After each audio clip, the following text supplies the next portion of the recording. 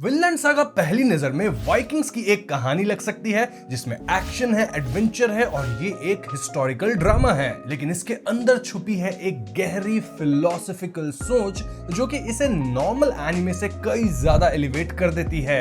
ये सीरीज इंसानी जिंदगी के बुनियादी सवालों से जूझती है, जैसे कि वॉयलेंस, रिवेंज, असली बहादुरी का मतलब और एक बेहतरीन दुनिया की तलाश। इसीलिए आज हम विनलैंड सागा पे ही बात करने वाले हैं, लेकिन फिलोसॉफिकल लेंस लगा के। सो यस, ये वीडियो रेगुलर लोगिनियन वीडियो से अलग होने वाली है क्योंकि यहाँ हम एनिमे पे तो बात करेंगे लेकिन उसके फिलोसॉफिकल साइड पे। कहा था ना जून के अंदर हम लोग बहुत अमेजिंग फिलोसॉफिकल वीडियोस बनाने वाले हैं रिलेटेड टू एनिमे।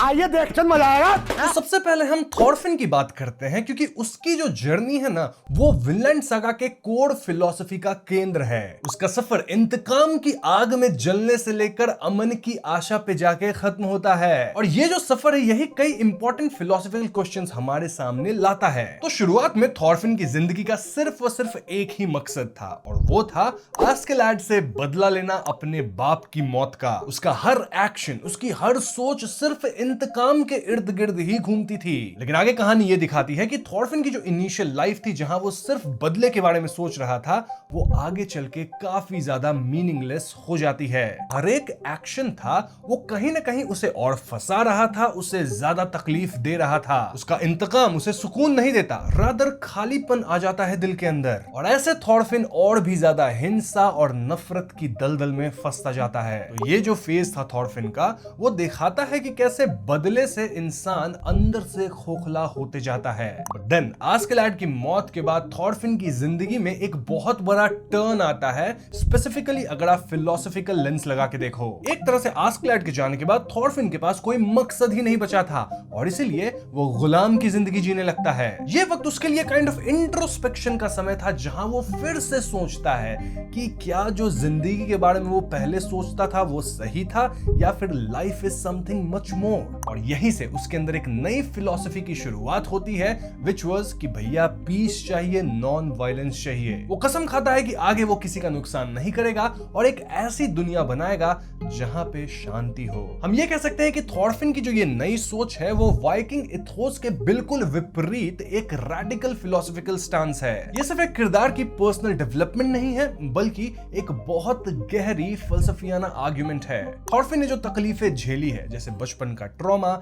इंतकाम की आग और जो उसको पेन मिला गुलाम बनके, ये सब उसके शांतिवाद या फिर हम पैसिफिज्म भी उसे कह सकते हैं उसकी तरफ उसे धकेलता है। और ये जो सोच है थॉरफिन के केस में सिर्फ किताबी नहीं है बल्कि उसके एक्चुअल लाइफ एक्सपीरियंस से आती है। इसीलिए उसका जो नॉन वायलेंस का नजरिया है ना वो नाइव नहीं साउंड करता कि कोई घर से बैठ के बोल रहा है नॉन वायलेंस। नहीं, उसने वायलेंस देखा है, उसने वायलेंस को जिया है और अब वो नॉन वायलेंस की तरफ जा रहा है। अब ये कहीं ना कहीं ऑडियंस को भी चैलेंज करती है क्योंकि एक्सट्रीम सिचुएशन में इट्स क्वाइट डिफिकल्ट कि आदमी इस राह पे चल सके, लेकिन थॉरफिन इसको अचीव किया। और इसलिए थॉरफिन का जो सफर है वो ये दिखाता है कि असली ताकत मारपीट में नहीं बल्कि अमन की राह पे चलने में है। नाउ कमिंग टू आस्केलाड, वो भी विनलैंड सागा के one of the most memorable characters में से एक है। उसका फिलोसॉफिकल स्टांस भी बहुत ज्यादा कॉम्प्लिकेटेड है। I mean, एक तरफ वो काफी प्रैक्टिकल, मौका परस्त और बहुत ज्यादा जालिम इंसान नजर आता है, वहीं कई बार उसके एक्शन के पीछे कुछ गहरा मकसद लगता है,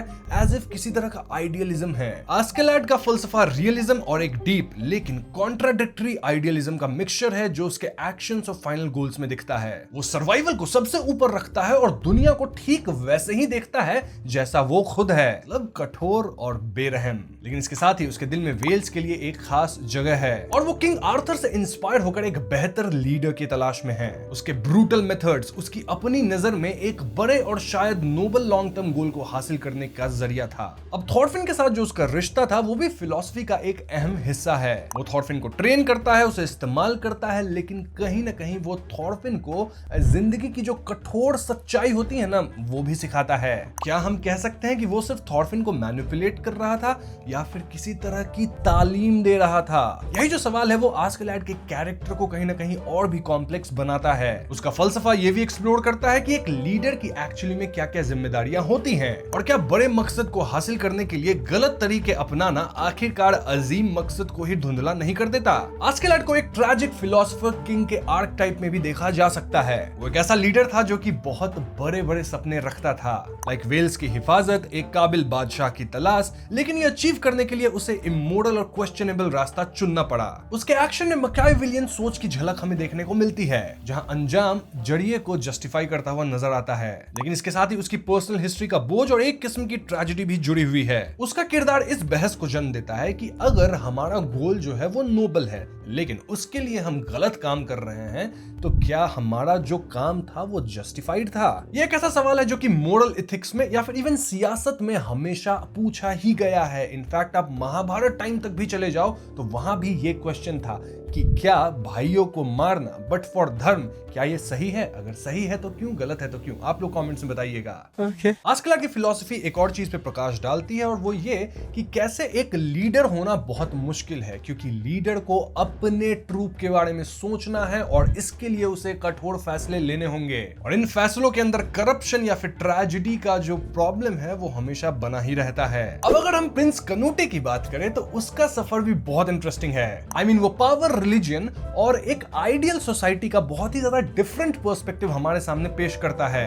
उसका ट्रांसफॉर्मेशन एक डरपोक, नर्म दिल शहजादे से एक डिसाइसिव और यहां तक कि बेरहम बादशाह तक का है, और ये बदलाव उसके फिलोसॉफिकल नजरिए में भी गहरे चेंजेस लाता है। शुरू में कनूटे क्रिश्चियन डीन के असर में होता है और मोहब्बत को एक बहुत ही पावरफुल ड्राइविंग फोर्स मानता है, लेकिन बाद में जब वो सियासत की असलियत, धोखे और हिंसा का सामना करता है तो उसका नजरिया बदलना शुरू होता है। खास तौर पे पावर हासिल करने के बाद कनूटे का गॉड और लव के कॉन्सेप्ट्स पर दोबारा सोचना उसके फिलोसॉफिकल व्यू पॉइंट में एक इंपॉर्टेंट मोड़ दिखाता है, जो सवाल उठाता है कि क्या पावर जरूरी तौर पे आइडियल्स को धुंधला कर देती है। उसका पहला, शायद ज्यादा मासूम डिवाइन लव का कॉन्सेप्ट बादशाहत की जालिम हकीकतों से काइंड ऑफ टकराता है, और वो जो एक नया शक्ल आता है वो बहुत भयावह था। बेसिकली कनूटे को पता चलता है कि सिर्फ दुआओं से, सिर्फ प्यार से दुनिया नहीं चलती, बल्कि कई बार दुनिया को चलाने के लिए ताकत का इस्तेमाल भी जरूरी है। कनूटे एक पैराडाइज ऑन अर्थ बनाने का ख्वाब देखता है, एक ऐसी दुनिया जहां ऊपर वाले की मोहब्बत सबके लिए हो, और ऐसी दुनिया बनाने के लिए वो अपनी बादशाहत की ताकत का इस्तेमाल करना चाहता है।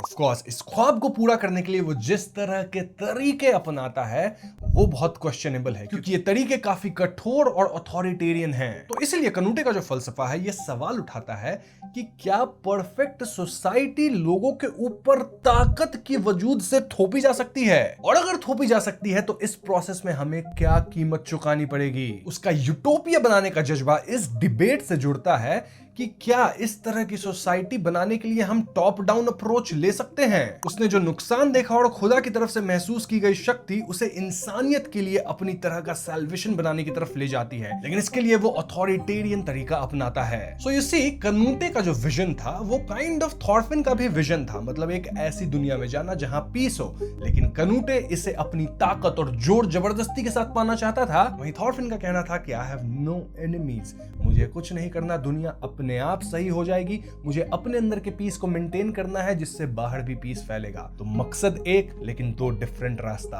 अब किरदारों के पर्सनल जर्नीज के अलावा भी विनलैंड सागा कुछ बहुत ही बड़े फिलोसॉफिकल क्वेश्चंस को उठाती है इन जनरल। ये थीम्स पूरी कहानी में फैले हुए हैं और अलग अलग प्लॉट लाइंस या फिर कैरेक्टर्स के थ्रू हमारे सामने आते हैं। रिवेंज और फॉरगिवनेस विनलैंड सागा के सबसे इंपॉर्टेंट फिलोसॉफिकल थीम्स में से एक है। विनलैंड सागा के अंदर रिवेंज को ऐसा दिखाया गया है जो कि ना सिर्फ दुश्मन को जलाती है, बल्कि जो रिवेंज ले रहा है उसे भी जला के खोखला कर देती है। जबकि माफी भले ही मुश्किल है, लेकिन असली आजादी का रास्ता माफी ही है। ये आग का मेटाफर बहुत पावरफुल है क्योंकि ये बदले के साइकोलॉजिकल और सोसाइटल अंजाम को साफ दिखाता है। जो शख्स अपने बदले को ही अपनी जिंदगी का मकसद बना लेता है वो खुद अपनी ही नफरत का कायदा बन जाता है। इसके कॉन्ट्रास्ट में कहानी जो है वो माफी को भी पेश करता है कि कैसे ये साइकिल ऑफ रिवेंज को तोड़ सकती है। थॉर्फिन का बदलाव, हिल्ड का थॉर्फिन को माफ करने का स्ट्रगल, ये सब इस थीम के अलग अलग पहलुओं को दिखाते हैं। माफ करना आसान नहीं होता दोस्तों, खास करके जब जख्म बहुत ज्यादा गहरे हों, लेकिन कहानी बताती है कि वही रास्ता असली सुकून की तरफ जाता है। अब यहाँ मैं विनलैंड सागा की फिलॉसफी बता रहा हूँ क्योंकि कई लोगों की फिलॉसफी ऐसी नहीं होती है, दे आर डिफरेंट फिलॉसफीज। तो हम यहाँ से विनलैंड सागा पे बात कर रहे हैं, तभी मैं ये सारी बातें बोल रहा हूँ, क्योंकि मेरा पर्सनली तो ये मानना होता है कि कई बार जब बात से काम ना हो तो लात की जरूरत भी होती है। Anyways, coming back to Vinland Saga, यहाँ ट्रू वॉरियर का जो एक एक थीम है वो भी बहुत इंपॉर्टेंट है, क्योंकि आइडियली जो ट्रेडिशनल वाइकिंग कॉन्सेप्ट था जहां वो लोग लड़ते थे, वैसा विनलैंड सागा के अंदर नहीं है। स्टार्ट वैसा ही होता है, but Vinland saga through out it's story इस पूरे थीम को ही चैलेंज करती है, काइंड ऑफ लाइक नया डेफिनेशन ही पेश करने की कोशिश करती है। मतलब वाइकिंग्स के लिए यूजुअली योद्धा कौन है जो कि जंग में जीत हासिल करे, दुश्मनों को पराजित करे, लेकिन थॉरफिन का बाप जो थॉर्स था वो इस चीज को काइंड ऑफ रिजेक्ट कर देता है। उनका फलसफा था कि एक सच्चे योद्धा को तलवार की जरूरत नहीं होती, जो कि बहुत ही ज्यादा अजीब है। वो ताकत को हिफाजत करने के लिए देखते हैं, ना कि तबाही मचाने के लिए। हाँ, इस तरह से ये जो सीरीज है वो ट्रू वॉरियर के ट्रेडिशनल फिलॉसफी को चैलेंज करती है, और क्योंकि ये इतनी अच्छी तरीके से बनाई गई है तो हम काइंड ऑफ स्वेड अवे भी होते हैं at some point in the story. इसके अलावा विनलैंड वो दूर दराज की जमीन है जिसका जिक्र एरिक्सन करता है, और ये जगह कहानी में एक ज्योग्राफिकल लोकेशन से कहीं ज्यादा है। ये एक उम्मीद का सिंबल है, एक ऐसी जगह जहां अमन हो, इक्वालिटी हो और लोग बिना जुल्म और गुलामी के जी सके। ये एक आइडियल समाज के तलाश की फिलोसॉफिकल थीम है। नाउ इस यूटोपियन विजन के फिलोसॉफिकल अंडरपिनिंग्स क्या हैं? क्या ऐसी जगह सच में बनाई जा सकती है? कहानी इस सवाल से जुड़ी चुनौतियों को और शायद इससे जुड़ी कुछ नाइविटियों को भी दिखाता है, लेकिन इसके बावजूद ऐसी जगह की एक गहरी चाहत ये इंसानी फितरत का एक अहम हिस्सा है। थॉरफिन का विनलैंड का विजन या फिर कनूटे के पैराडाइज ऑन अर्थ बनाने की कोशिश, ये दोनों अलग है लेकिन मकसद सेम है। जैसा मैंने बताया था, कनूटे ताकत के जरिए ये करना चाहता था, लेकिन थॉरफिन ऐसा नहीं चाहता था। वो बस विद द फ्लो जाना चाहता था। मतलब थॉरफिन का अप्रोच ज्यादा non violent and community based था। ओवरऑल इस पूरे एनालिसिस से जो खास टेकअवेज मिलते हैं वो है हिंसा और अमन के बीच का डिफरेंस, देन असली ताकत का मतलब और एक बेहतर दुनिया की तलाश। अब ऐसी थीम्स कई एनिमे में होती है, लेकिन विनलैंड सागा जिस तरह की स्टोरी प्रेजेंट करती है और जिस तरह से इन थीम्स को लाती है वो वाकई में काबिल तारीफ है। देखो, ये जो कहानियां होती हैं ये एक बहुत ही पावरफुल जरिया है किस चीज का? इस तरह के फिलोसॉफिकल चीजों को आम आदमी तक पहुंचाने का, और यही वजह है कि ये एनिमे कई लोगों की फेवरेट रही है। ये इस बात को वैलिडेट करता है कि पॉपुलर मीडिया जैसे कि एनिमे या फिर मांगा, ये भी फिलोसॉफिकल सोच को एक्सप्लोर करने का और फैलाने का एक लेजिटिमेट तरीका हो सकता है। और इसलिए मैं कहता हूं शायद विनलैंड सागा का सबसे बड़ा मतलब यही निकलता है कि अपना विनलैंड खुद अपने अंदर बनाओ। कहानी में विनलैंड कोई जगह नहीं बल्कि एक आइडियल है, एक मकसद है, और वो मकसद है पीस, नॉन वायलेंस। मतलब जो विनलैंड सागा कहती है। तो हाँ, विनलैंड सागा देख के नई जमीन की तलाश में मत निकल जाना, रादर पीस को अपने अंदर ढूंढना। और हमें अपने आसपास अपनी जिंदगी में उन पॉजिटिव वैल्यूज, अमन, इंसाफ, हमदर्दी और असली ताकत को जगह देनी चाहिए। सो काइंड ऑफ ये कॉल टू एक्शन है कि हम बस फिलोसफी को समझे नहीं बल्कि उस पे एक्ट भी करें इन आवर रियल लाइफ, अगर हम उस फिलोसफी से जुड़ते हैं। विनलैंड सागा इस तरह एक कहानी से कहीं ज्यादा बन जाती है। ये एक आईना बन जाती है जिसमें हम अपनी इंसानियत और अपनी बेहतर कल की उम्मीदों को देख सकते हैं। तो दोस्तों, ये थी थोड़ी हैवी सी video on Vinland Saga anime. आप में से कई लोग बोलते थे विनलैंड पे वीडियो बनाओ, बट सब लोग देख चुके हैं, कहानी सबको पता है। तो मैं थोड़ा सा कुछ डिफरेंट बनाना चाहता था जिसमें हम फिलोसफी पे बात करें, और लेट्स सी रिस्पांस कैसा आता है। एंड लाइक आई सेड, जून महीने में हम इस तरह की थोड़ी डिफरेंट एक्सपेरिमेंटल वीडियोस बनाते रहेंगे ताकि पता चले कि आप लोग को ऐसी वीडियोस पसंद आती है या नहीं। साथ ही अगर आप लोग को वीडियो पसंद आती है तो मैं ऐसा ही डीप एनालिसिस दूसरे एनिमे का भी ला सकता हूं, जैसे फुल मेटल अल्केमिस्ट में मैं ऑलरेडी बात किया हूं, बट और भी उसको गहराई में हम लोग जाएंगे। देन अटैक ऑन टाइटन के अंदर तो खतरनाक फिलोसफीज है, उस पे भी हम बात कर सकते हैं। यस, अगर वो सब चाहिए तो इस वीडियो पे लाइक कर दो, वीडियो को शेयर कर दो, जाने से पहले चैनल को सब्सक्राइब भी कर लेना। I will see you guys in the next one. Peace out.